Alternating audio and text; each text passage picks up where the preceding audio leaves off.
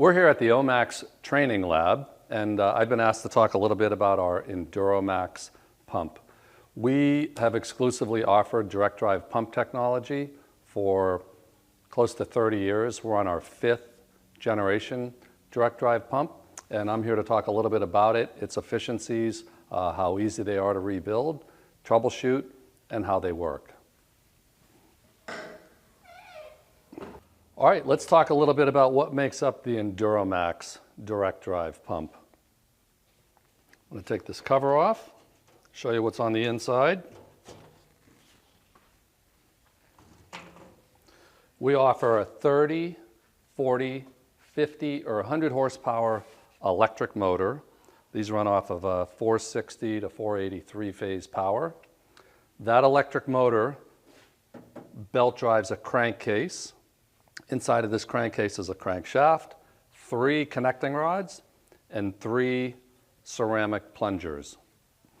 This is the wet end of the pump that you would rebuild approximately every 1,000 hours, running at 55,000 PSI. Underneath here is a charge pump. We take inlet water, real small amount. We only use about 1 gallon a minute of water. Comes into that charge pump, gets pressurized to about 175 PSI, comes through 2 filters, a 1 micron and a 0.45 micron filter. Comes out of those 2 filters into a distribution block.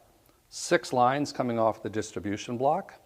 3 of them go to check valves on the wet end, and then 3 of them we use a little bit of that pressurized water for cooling and lubricating. There's a coolant housing here that keeps that ceramic plunger and our dynamic seal cool and lubricated. That cooling water gets recaptured and comes back down in here to the white tank. So again, real efficient. We only use about 1 gallon a minute of water when cutting. There's a little bit of oil in here that keeps the crankcase lubricated. And then in the back here, we'll open up this cabinet. We'll show you we use an ABB variable frequency drive. How do we control pressure? We control pressure through RPM. The higher the RPM, the higher the pressure. Rebuilding takes about 2 hours to do a major rebuild on these. We train you how to do that. Not a lot of components in here in the wet end. We're going to show you that in a minute. As far as troubleshooting, real easy to troubleshoot. You simply, over a period of time, will have to increase the RPM to maintain a certain pressure. You'll get to a certain set point and you'll know that you're getting close to having to do a rebuild. Okay, this is our electrical cabinet.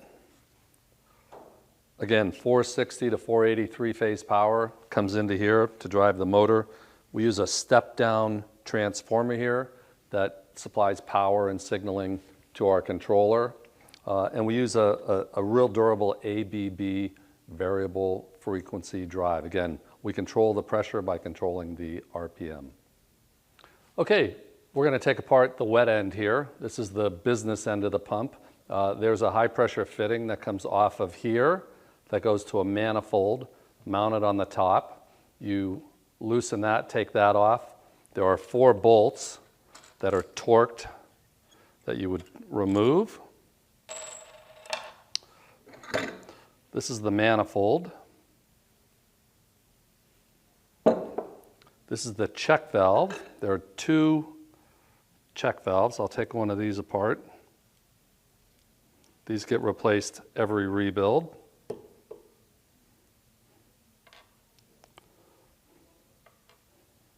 There's a little ceramic ball and a seat here. Those simply get replaced. There's no lapping of the check valves. This is our cylinder. Inside the cylinder is a liquid displacer. And then this is that coolant housing I was talking about. Again, we take a little bit of the 175 PSI water. It comes into this coolant housing.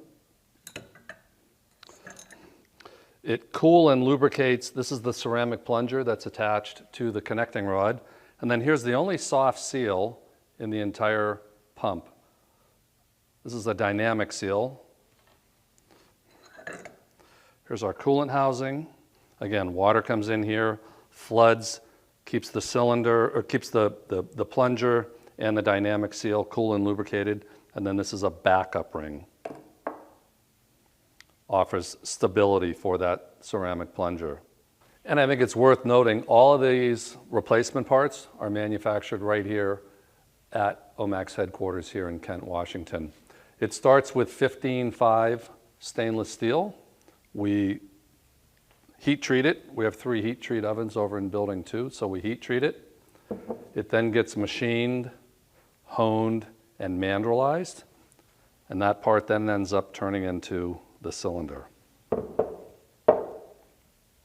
Thanks for taking the time to understand a little bit more about our pumps. I hope this was helpful. If you want to see any of our pumps in action, feel free to visit us here at Omax or at any one of our trade shows. Please reach out to us on our website. Thank you.